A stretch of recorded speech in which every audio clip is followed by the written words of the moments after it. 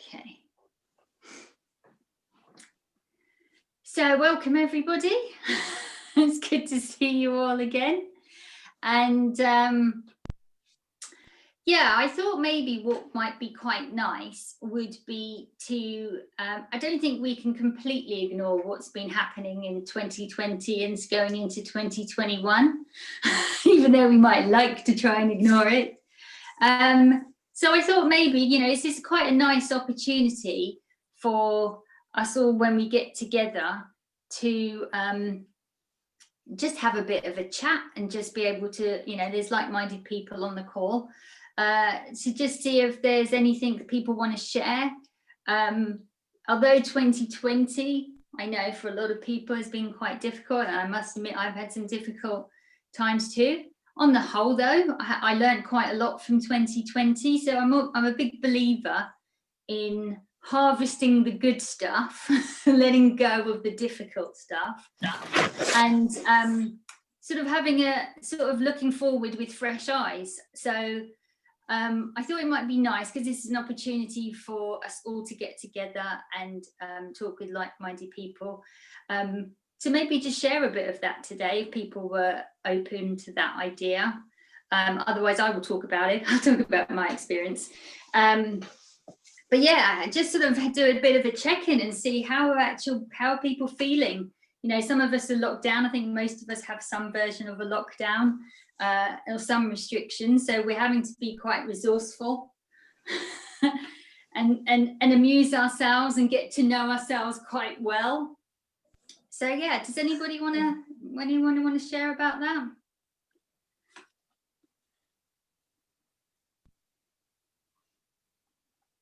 Well, I'm feeling like I'm kind of in a pause moment.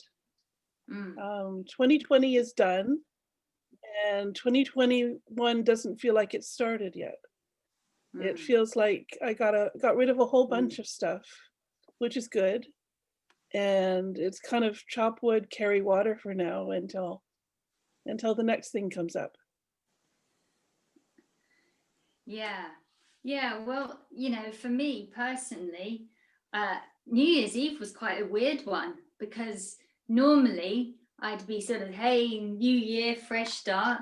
And it was quite obvious that it was going to be a bit more of the same, actually. Right? So it's a bit like, well, what am I celebrating? I'm not sure exactly what I'm celebrating. And also because it's been a tough year for a lot of people, I kind of felt a bit weird celebrating like the end of that year. So it's been a bit of a funny turn of the year, I think, as well. Going, because normally, you know, lots of people do resolutions. Does anyone do New Year's resolutions anymore? No. I haven't done a New Year's resolution for a very long time. I think, you know, I kind of moved from resolutions to like a word of the year, a theme for the year. And at the start of 2020, I had friends on Facebook and stuff saying, you know, what's your word for the year? And I said, oh, I don't see the point of putting a word out, because there's such a collective thing that's about to happen. It seems weird to have an individualized theme for the year. Now, even not knowing exactly what was coming, that was quite prophetic, because it feels like our lives, even though we're individuals, we seem to be in this collective experience at the moment.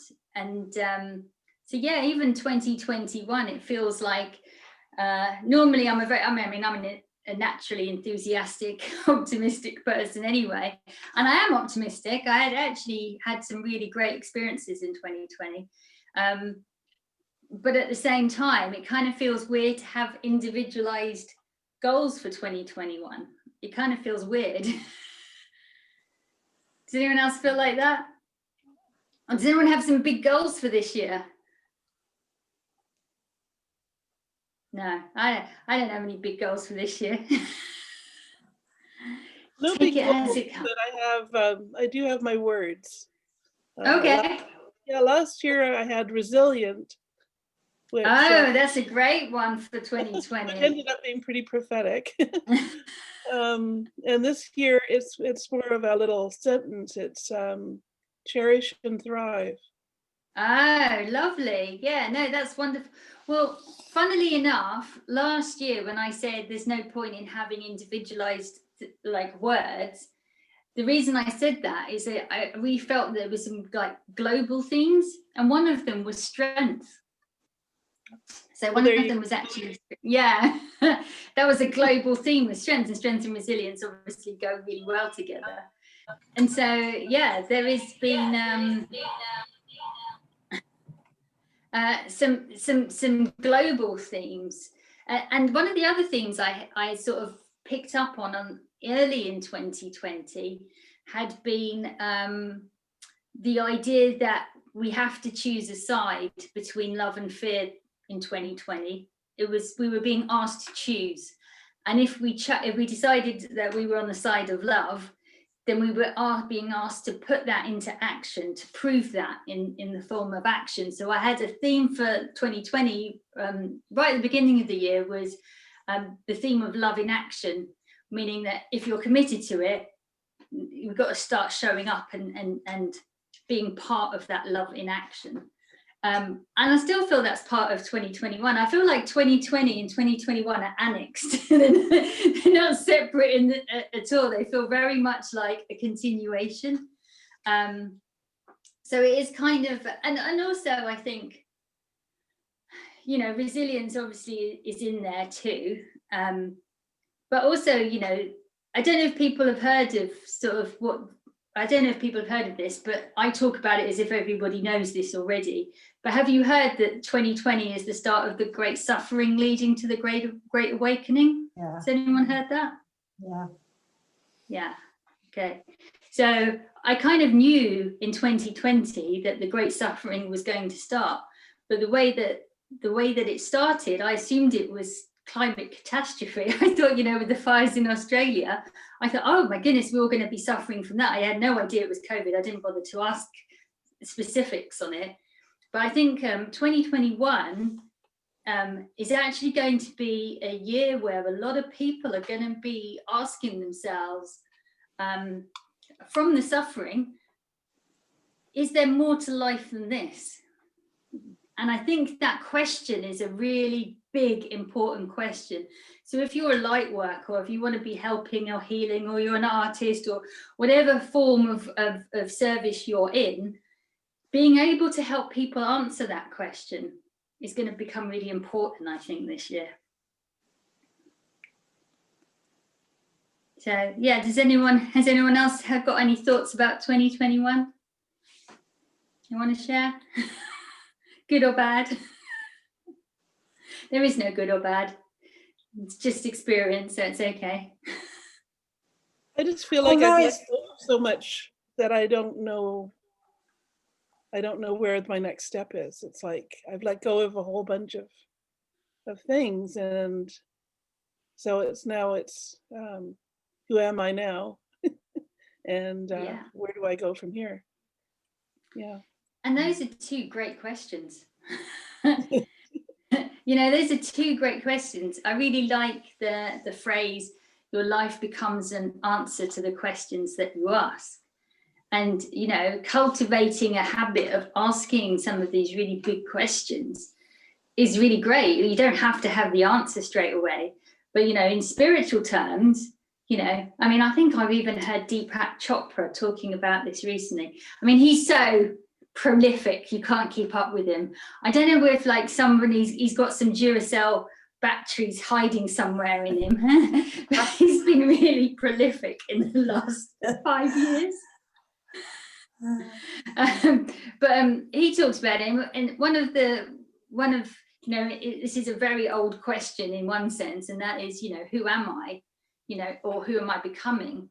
And so, like, from a spiritual perspective, to even stop even periodically and ask, like, who am I? You know, who am I becoming? You know, what is it that I want for myself? These are really important questions to ask ourselves at any time, and especially this year as well. So I think that's great. You don't have to have all the answers. You know, you don't have to write a list or anything right now, but just being able to sit with that question is great. Sorry, I missed that. Who was that?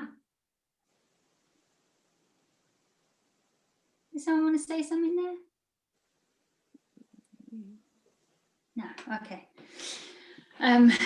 Yeah, so yeah, asking big questions is a good practice, and it's one of those laws of the universe, is that the guides and helpers in the universe doesn't really interfere with our lives, but if we ask a question, it always answers. And so getting into the habit of asking these big questions, go big. I'm a big believer in go big with your questions, and just being okay with not knowing that answer. That was another big theme for 2020, and that's carrying into 2021, and that is being able to hold contradictory or different feelings at the same time, and being okay with not necessarily having all the answers to everything. Okay, Norman has put a question in the chat box. I can see that. Let me have a look. Okay.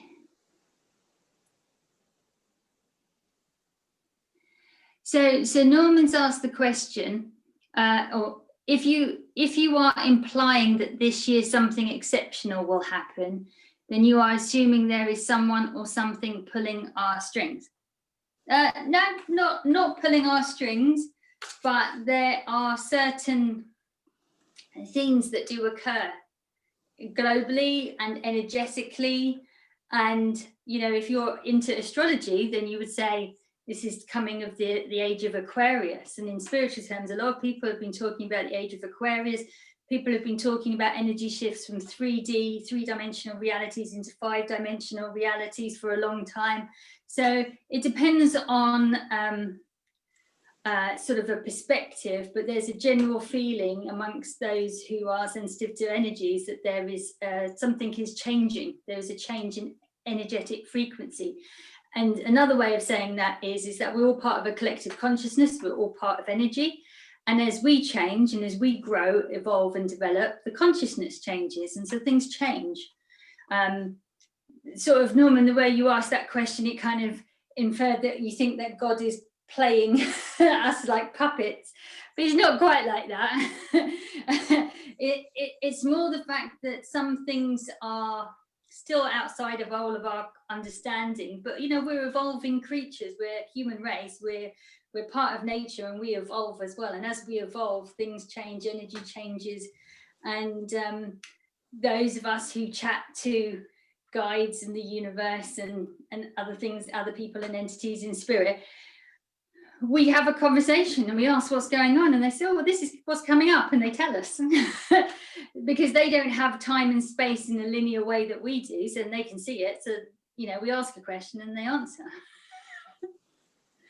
So it's not really that someone's controlling us, it's more the fact that there is a shift in consciousness, a shift in people's energy, a shift in people's thoughts, shift in knowledge, lots of those kind of shifts happening, and that as a result creates differences. Hopefully that answers your question, Norman. Who are they? Who are who? There aren't any strings being pulled. I'm doing it from your mind there, Norman. There aren't any strings being pulled, but there is a general direction. There's no strings being pulled. The universe doesn't interfere. If you want to say God, or you want to say higher being, or the creator, whatever, it doesn't really get involved per se. It doesn't interfere. We've got free will. We were given free will for a very good reason. But that there is, as we evolve, there is a collective consciousness. There is a change. There's shifts happen. There's knowledge that changes, and with that, energy changes, consciousness changes, and so there's shifts. There's stuff happening. It's just that those, when I talk about entities or I talk about guides, is that they're like, for us, time is linear. We have one day, then we have another day, and we connect them in forward, and we say that's the future. Whereas those in spirit don't have time in that linear way. They don't experience in that, so they can kind of say, oh, this is what's coming up.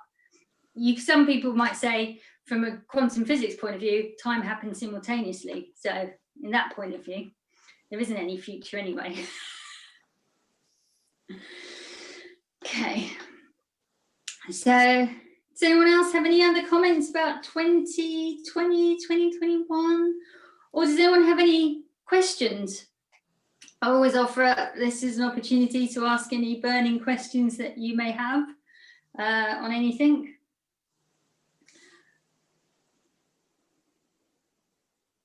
If you don't want to speak, you can put a question in the chat.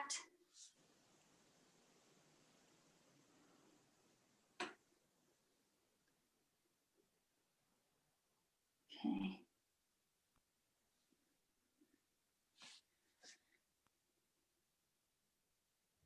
Is there a correct way to breathe? Is that the question, Norman? Okay.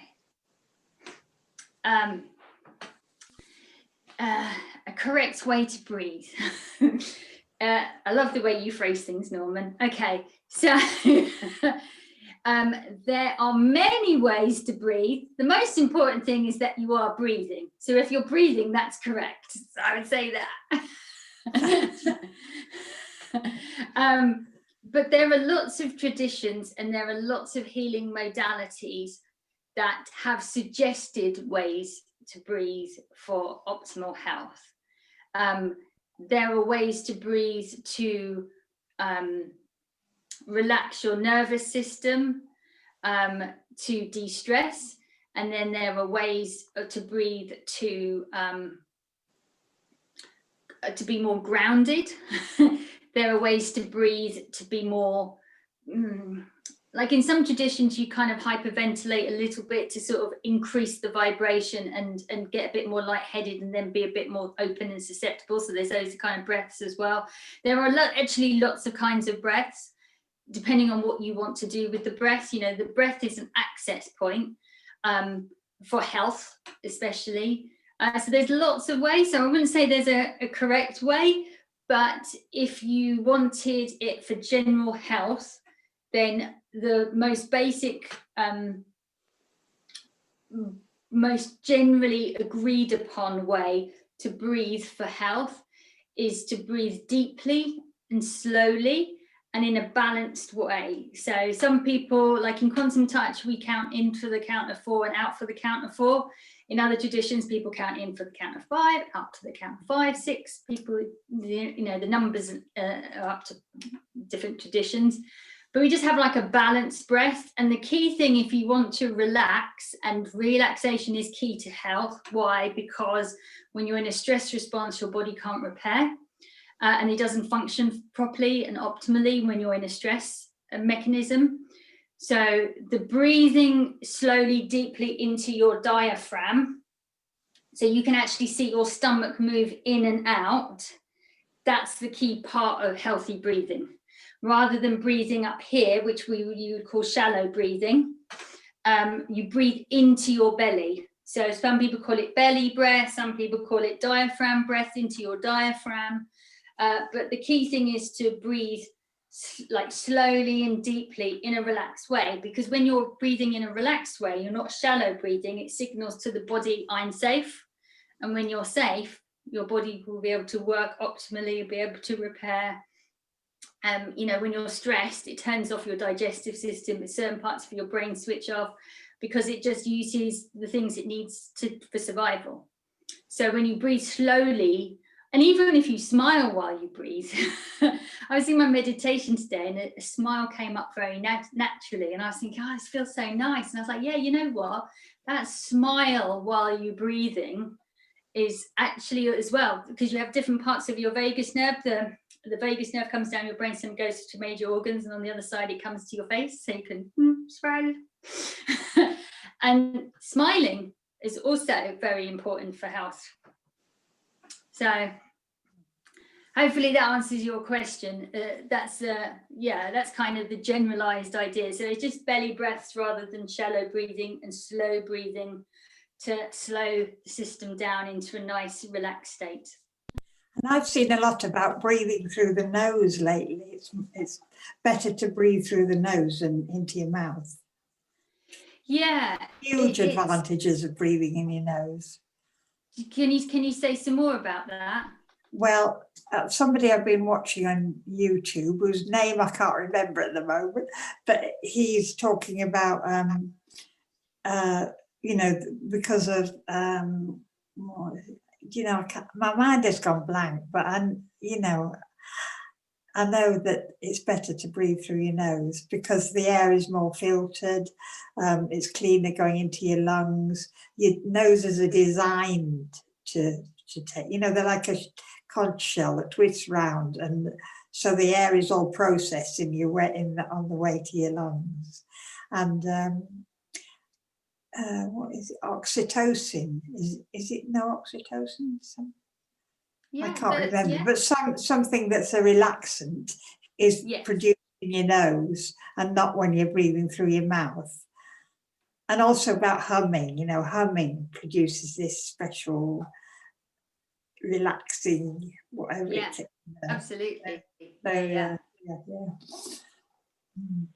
Yeah, so thanks for that. Yeah, I mean, the thing is, there's so many different traditions, and different traditions sort of recommend different things. So I always think it's worth trying and just seeing which ones feels right to you. Like in Quantum Touch, we teach 5 breaths, and people always have a preference as to which ones they like. And, you know, in Quantum Touch, we say breathe, when we're trying to raise our vibration, we say breathe in through your nose and through your mouth. And that's just because we're moving a lot of energy. And a lot of people don't find that comfortable. They find it really stressful. And it's like, okay, well, if that's really stressful, don't do that. You know, because that's going to put you off the actual technique because you're concentrating too much on that part. And so I think it's really important to find what works really well for you. And like, I find breathing in through the nose really more comfortable personally. So I enjoy that. But in some traditions, they say, no, don't do it through your mouth. And so again, whatever, I mean, there's a breath for every, for everything really. So, you know, if it makes sense to you and it feels right to you, then I would say just follow that and just try other ones and see if you notice what they're, and again, it's because it depends on what you're trying to do. So in Quantum Touch, when we're trying to move a lot of energy, we do a lot of breaths through the mouth because we're trying to move energy. Whereas if you're trying to relax, that's not your main reason for doing it.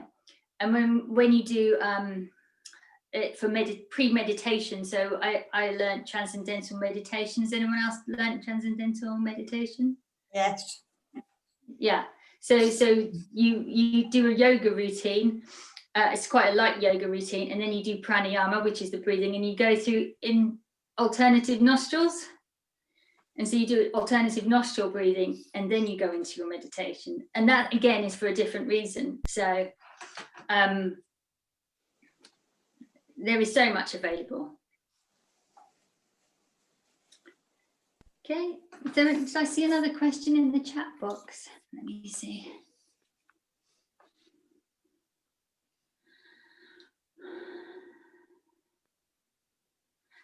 Lovely question from Lisa. Okay, so Lisa's asked, a vast majority of people are living in fear just now. How can we help them? That is such a good question. So one of the things about energy work and about love, which is a key part of energy work, is just to be your loving self. That, you know, in one sense, is to be your loving self. And the reason for that is that everybody who is at that higher vibration of love, peace, and joy, people who are embodying it and trying to live in that place, those are the 3 highest vibrations that we have. And that has an energetic counterbalance to the people who are in a negative energy field. So just being our own loving selves is helpful. So that's number 1. And if you want to do more than that, I think, sorry, I just saw a comment there. Let me just make sure I'm on the right track with that question. Okay, I'll answer that in a second, Alice. Okay, cool. So being our own energetic vibration, being who we are, and not allowing fear to overtake us, that's the first point of call, right? So once if we're feeling good within ourselves energetically and we're feeling loving, that's great. And I think that exudes its own energy as well. So that's the first point. And then the second thing is, is just to offer offer that compassion and kindness out to those who are feeling fear. We sort of kind of feel like there's a lot of fear out there at the moment, and a lot of times fear comes from the unknown and uncertainty. So how can we help people? Let's give them a bit of certainty. It may not be about the whole global situation, but we can offer certain certainties to people. And sometimes that certainty is just a loving presence. They know you're there for them. They know they've got someone they can phone, or there's someone they can call upon. So that's one thing as well. And fear is also comes from often it comes from trauma. It comes from a fear that something is going to overwhelm them. That's really what a lot of fear is a fear of overwhelm. Because so most people are scared of things that haven't happened, right? They're not scared of something that's happening currently to them in this exact moment. It's a projection of what they think might happen in the future. Yes, Lisa, and the media do create that fear, absolutely. So one of the things you can do is to tell people to stop watching and reading the bits in the media. There's definitely, I tell my mother all the time to please stop reading the Daily Mail, which is a UK newspaper. And counterbalancing anything that is fear-mongering. And that's the thing, because fear is usually a projection into the future. Because in this right here in this moment, are you okay? Well, often the answer is yes. And another way of saying that as well is that, people tend to focus, and the news tends to focus, and the media tends to always focus on the negative, because the negative is more kind of exciting to the ego mind. And so we focus on the negatives, but actually we've got a lot to be grateful for, and even if you say, well, I can't go out, I'm locked down, I'm not allowed to go anywhere. Yeah, but you're still breathing. Right? You still potentially have got a roof over your head. It might not be your favorite place you might be living, and you might like to see outside. But in this moment, are you actually okay? And I think that's what we often forget when we have fears come up, because the fears are usually projections into the future, saying, well, this might run out, or I might not have this, and I don't like that, or I might not have enough money, and these are all, practicalities sometimes that we need to face. But do we need to face them with fear, or can we just say, okay, well, this is going to happen? And usually with a fear, there's a judgment, and the judgment comes out of fear. So it's about taking the judgment out of everything. And actually, it sounds really corny, but we kind of have to say it, is putting the gratitude back in to our lives for the small stuff, and say, okay, well, I might not have that, and this might come down the road, but right in this moment, what can I be grateful for? And so it's, and I have to do this with my mother as well. She's at 85 and she's in perfectly good health, and she's a massive worrier. And I always have to say to her, don't be so ungrateful. You've actually not had serious illnesses, and you haven't had this, and people going through a lot worse. Like, worry about the big stuff and let go of the small stuff. And it's about perspective sometimes. It's just offering another perspective. So in answer to the question, what else can you do? You can just offer another perspective. And say, well, what about this perspective? Or what would happen if this? And sometimes, the ego mind is quite easy to be distracted. You just distract them out of fear into something positive. Give them something positive to think about instead of focusing on the negative, because sometimes it's just the perspective. They're just projecting it that way. So just bring it back into the now, bring it back into something pleasant. Does that help? Yeah? Okay. Oh. Okay.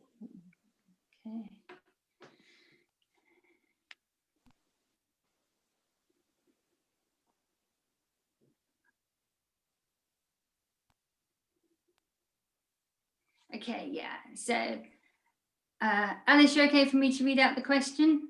Oh, sure. Okay. So, oh, you can just ask the question.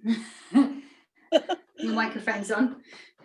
Okay. Well, I'm partway through working through fat shaming. I've had it all my life, and for a very long time I thought it was coming from the outside. That's what we're taught, that what people tell us is what they see. And so I've been working from the inside, and I've gotten through quite a bit, but I still feel like hiding. Yeah. So I haven't gotten through all of it yet, because when I think of things, I still think of I'd rather hide. So it's more like, what would it be like if I didn't feel like I needed to hide? That's a great question. You're so good with your questions. That's a great question. Yeah, I mean, what am I hiding from? Like I obviously live with myself, so I can't really hide from myself, or can I? I don't know. Anyway, I'm just. That's a really good question. Who are you hiding from, and are you hiding from yourself? Mm-hmm. And it's all about fat shaming, though. It really is. So,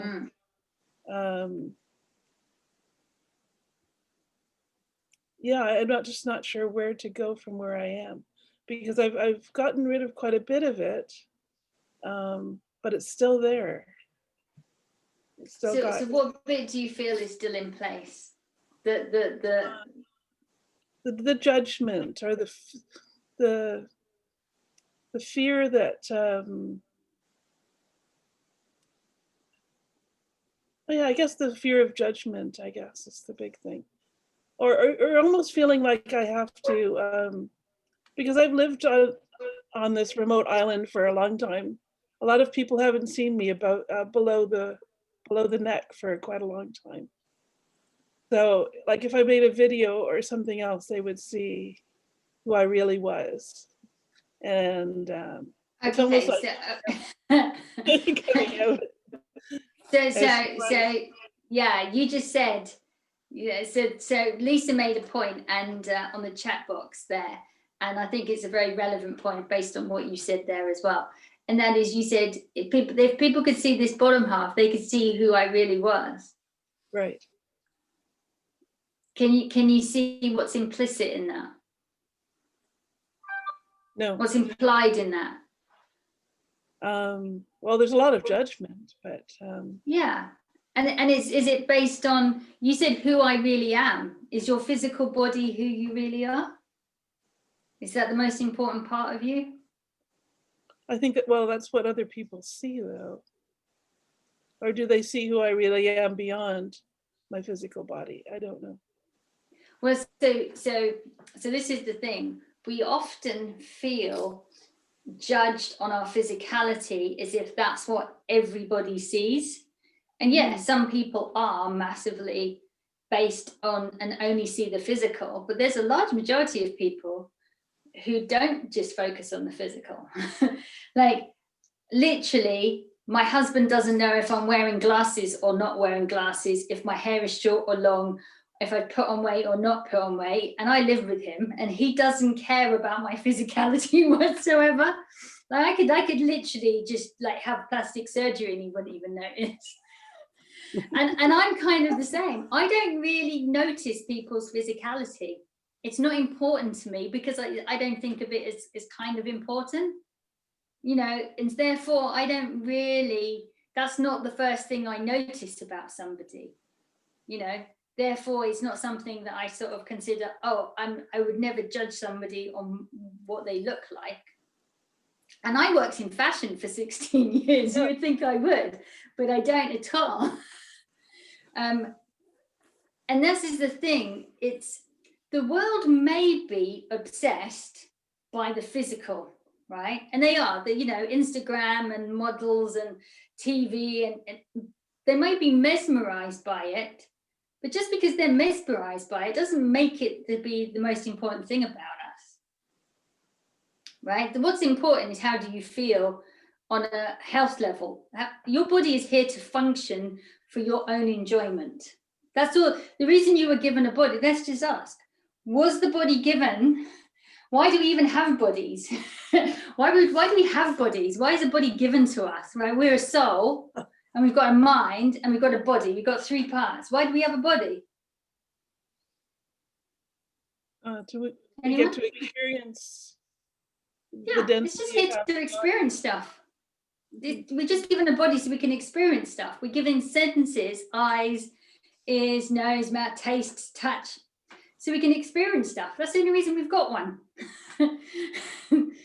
That's literally the only reason we've got one. and so putting all this extra judgment and meaning on it, and we can only be lovable if we look a certain way, or we can only be this if we're a certain way, that's all just made up judgment. It's just all made up. There's no truth in it whatsoever. Like, we were just given bodies to experience stuff. That's all there is to it, really. And then are we attracted to somebody? Well, yeah, we all kind of, you know, we kind of have to be attracted to somebody to a certain extent if we want to be in a relationship with them. But again, is the physicality the only part of that equation that matters? For some people, yeah, sure. But do you want to go out with somebody who just only looks at the physical? It's the first measurement, I guess. And then you see somebody sparkle in their eyes or something, and all that melts away, kind of thing. Like, does everyone agree with that? Does everyone agree with what Alice just said? The first thing is always the physical. I mean, I don't, but I'm just checking if Lisa's shaking her head. Yeah, I see Lisa's shaking her head. You know, the physical is a part of it. Mm-hmm. But put it this way. Okay, in a romantic relationship, you might look at somebody's physicality first, just because that's the first thing that you see, right? But, you know, we often talk about someone's energy is more important. Is someone smiling? You know, is someone looking receptive or open, or someone scowling? Yes, okay, that's in the physical realm, but it's not really their physicality, right? It's not whether they're big or small or got this color hair or not. It's really about someone's energy and how you feel about that receptivity when you meet somebody. And then you have a conversation, right? So you're not just going to stare at somebody, right? You're going to talk to them, right? Right. And then you have a conversation, right? So then you have a conversation with somebody. And then that's where you get extra resonance from. So the physicality is part of it, but it might be an initial part, but it's not the main part. You don't stay with someone well, some people do, but most people don't stay with someone just because they're attractive. There has to be something more, right? So the something more is the bit that sustains that relationship. Mm-hmm. You know, the thing about I want to say, Alice, that I see you as really lovely. And I don't think you've anything to worry about. You have the loveliest voice, the loveliest energy, really lovely. Thank you. Thank you, Diane. I'm glad you said that. I agree with that wholeheartedly. And this is the thing, right? So this is why we talk about it from being see, there you go, Ning's agreeing too. So like we have this concept of what we think other people feel about us, but in reality we're not projecting that onto you, right? So you already know this, right? It's coming out of your judgment. You're imagining what somebody is thinking about you, right? That's why I'm able to bring it up here. Yes. Mm-hmm. Yeah, so it's your judgment and you don't like that. So when we talk about projection, we talk about we have something about ourselves that we don't like. Now, in your case, it might be the physicality, but it can be anything, right? We all do this. We're all human projectors. And what we don't like about ourselves, what we tend to call our shadow side of ourselves, or experiences that we've experienced that we feel shamed about, we don't like that. And so we find it uncomfortable. So we project it out and we say, oh, that person is like that. And that's the projection. And then kind of through whether they feel that way or not. So when you meet people, it kind of comes back, it starts to reflect back at you. You start to think, oh no, they definitely feel that, but they're not even part of this whole process. They're just like, it's just bouncing off them and coming back towards you, right? It's only your own projection. And so this is where the self-love part comes in, that I'm always banging on about. Right? It's the understanding that, you know, put it this way. Would you want to get to the end of your life on your last breath and think, man, I wish I'd just gone out and done more stuff? You know, right. Right. That I often look at it as in, like, you don't want to go onto your deathbed and have a regret and go, because it'll be too late by then. You'll have to come back round again, right? To with that learning. So why not take that learning now and go, well, you know what? You were given this body, right? I've got a different body. You've got a different body. Norman's got a different body. We weren't meant to have the same body. Just like there's not one kind of bird and there's not one kind of fish, and there's some birds are tiny and some birds are big and some birds are like emus. We don't look at them and go, oh, well, you're ugly, you're ugly, you're ugly. I'm not talking to you. I'm not petting you. I'm not going near you. We don't judge nature the way we judge ourselves, right? And we're part of nature. We're all supposed to be different, right? So, okay, we might decide for our own health that we might want to eat healthier or exercise more or do something. And sometimes we're not physically able to or mentally able to, and that's fine too. When we're able to, we will, and when we're not able to, we don't. You just take the judgment out of it all. It's just all pointless judgment. This is, we hurt ourselves so much with judgment, and we all do it. You know, I've put on weight over Christmas. I totally admit it. I put on weight over Christmas, and I said I was never going up to a certain weight again. I've gone up. And we're not in kindergarten anymore. So what if we've gone up in weight? Yeah, you know, it's you know, the judgment, you know, it always comes back, and that is, you are never going to act in a positive way towards your body if there's judgment from yourself, because judgment, shame, and guilt are the lowest forms of vibration, and love, peace, and joy are the highest. You're most powerful and able to do stuff when you're in love, peace, and joy, and you're least powerful when you're in shame, guilt, and grief. So if we're in those stages, if we're in that state and we feel that way about our body, then we kind of stop ourselves from taking powerful action that's going to create a different pathway to us for our body. So if we want health and we want sort of a slimmer physique or whatever, we're not going to do it from shame or guilt. It'll just keep us stuck. So that's why we have to take the judgment out. Does that make sense? Oh, yeah. Yeah, that's why I'm definitely working on it. And yeah, how to take the judgment out. It seems to be like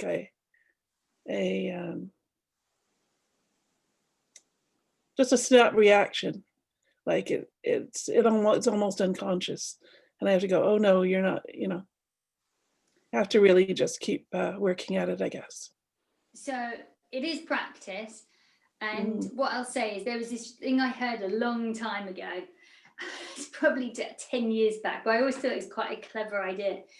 There was I think it was just called, I don't know, so far back now. I think it was called something like the Judgment Project, or it might even have been a book, right?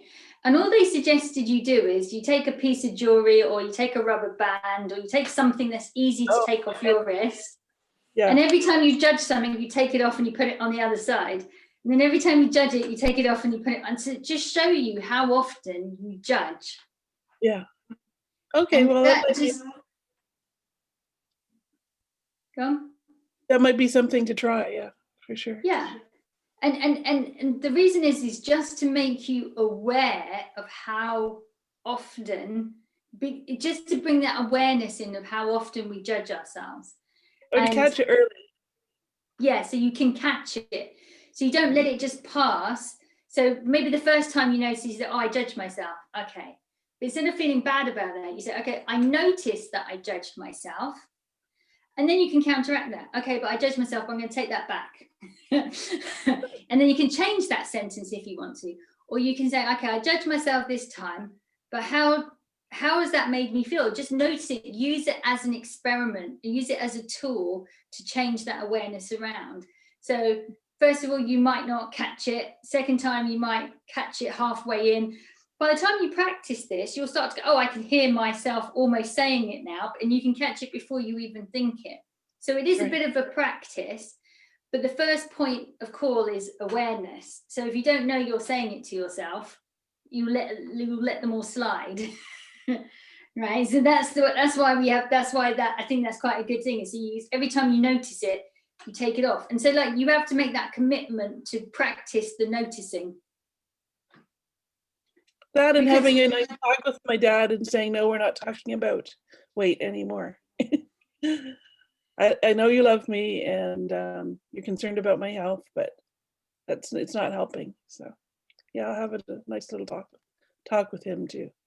Because every time we call, he's like, how's your weight? And have you lost any weight? And he's still there. So I've just been ignoring that.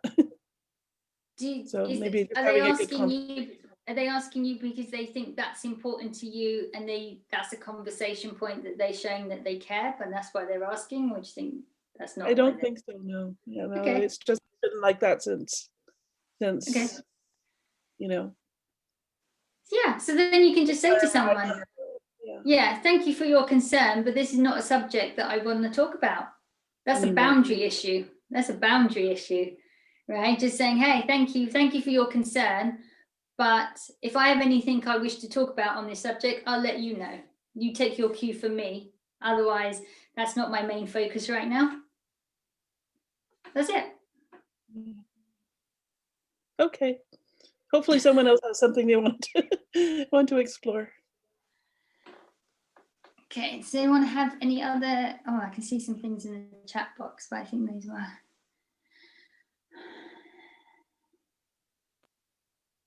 Yeah, okay, great. Yeah, so Lisa, yeah, totally agree. Yeah, there's so much more to us than just our physicality. And you know what? It's not your fault, Alice, because we are so conditioned by society into these judgments. We're so conditioned into them. And, I have people in my family, some young girls in my family, and they've got an eating disorder, and their friends have eating disorders, and they're not even up to the age of 16 yet. There is a huge amount of pressure on people.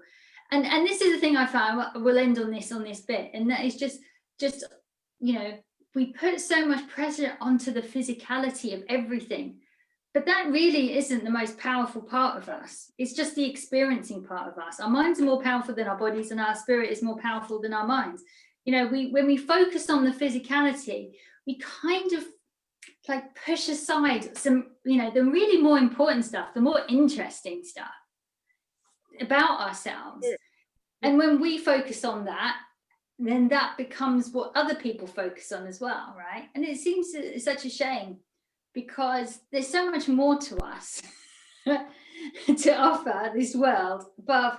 There'll be photos of us after we've passed away, but people aren't really going to talk about what we looked like after we passed away.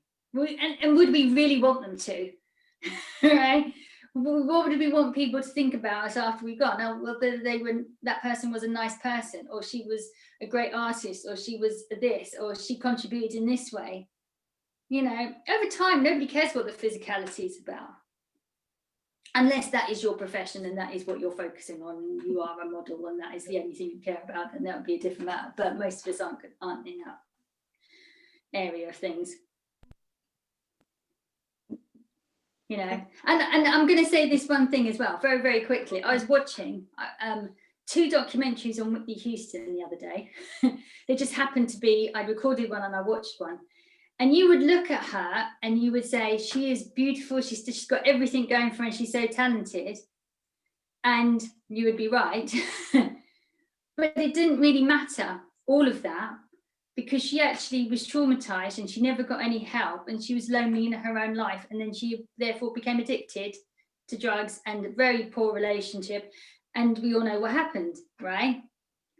The physicality of what we come into this world and what we look like is it's not an accident, but it's not the most important part of us. It's just for us to experience. What other people do with how they feel about what we look like, that's up to them.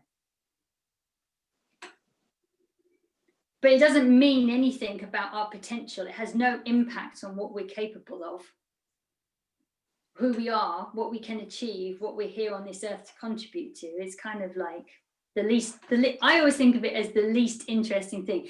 And there's this comic strip thing. I'll send it to you, Alice. And there's a picture, and it's a comic, and it's a illustration, and it's basically it's an old-fashioned picture, and it's like a man, and he's saying to a woman, "Oh, you're really beautiful," and she says, "Oh, thank you for complimenting my flesh prison."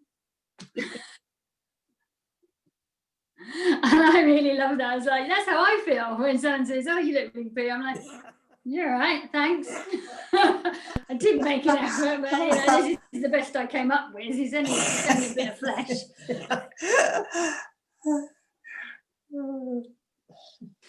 Right. On that note, let's do some healing. So it's actually just coming up to 9, so we're going to go a bit longer because we start the healing section a bit late. Does anyone have any quick questions, or shall we just get on with the healing? Okay, let's go on with the healing then. Okay, so about 10-15 minutes we'll do some healing. I have got my tuning forks with me, so I haven't decided. I never quite decide what I'm going to do until I do it. When it comes to the healing part, I have them, so I may use them. I will finish on a sound, so it'll either be my love tuner, the 528 frequency, or I might use my tuning forks to signal the end of the healing. If you need to go before the end, before the 15 minutes, 10-15 minutes, then please feel free. I will send this recording out, I swear, I promise. I've done it publicly, so I have to do it now. And the way I always set that up is that I always set it up that anybody who listens or watches the video afterwards, the healing energy is still there for anybody who wants it. So if you want to go back to the same bit and go again, you can still do it. So it's the good thing about energy work is it's not time or space reliant.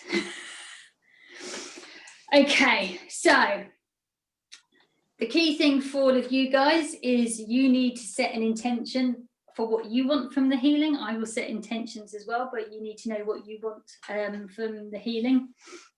We said it in the present tense. For those of you who have been before, I'm just seeing who's left in the call. I think everyone knows this, but let me just do it very quickly. You set an intention in the present tense because it's the only place that exists, the now.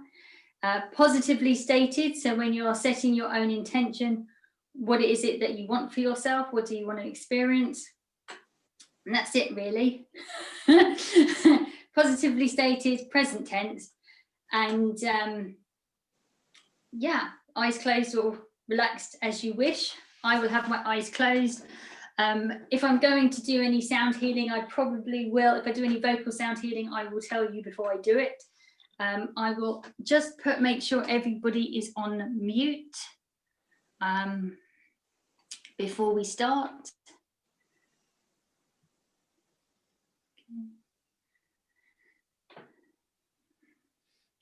And that's just so in case anybody coughs, sniffs, or needs to get up or leave, there's not, it doesn't put everybody else off. So let me just see.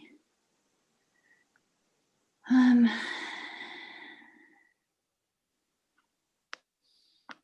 can't find it. Hold on. Oh, I think apart from Norman, I think everyone. Diane, can you put yours on mute? Are you asking me? Yeah, can you get your mute button at the top? Oh, yeah, yeah. Yeah, okay. I think it's only Norman who's disappeared off for the moment. We can see his parrot. Oh, maybe it's in here. Hold on. Sorry, everyone. Give me a second. Mute all. Okay, there we go. So that should mute Norman as well.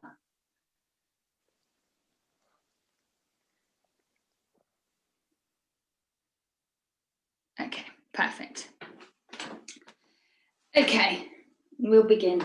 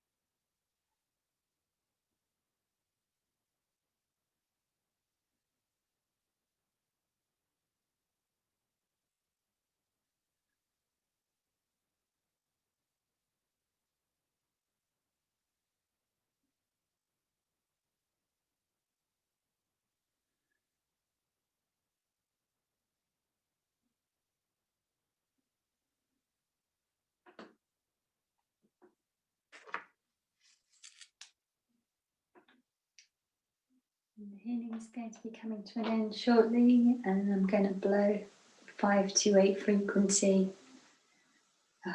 to bring an end to the healing.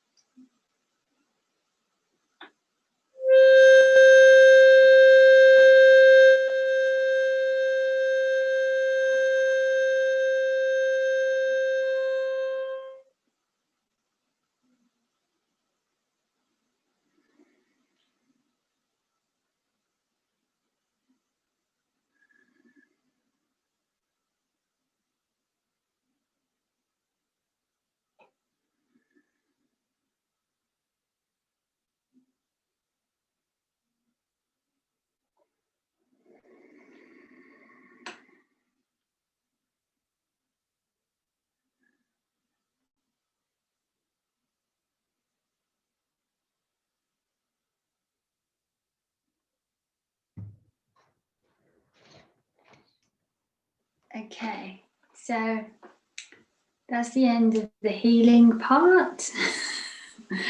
I'm in fuzzy land because I feel really good. I hope you do too. I don't know if anybody wants to share. I know people are a bit embarrassed and they don't like to, but if anybody wants to share anything that they experienced in the healing, then please do. Okay, if not, then I'll say goodbye for this month.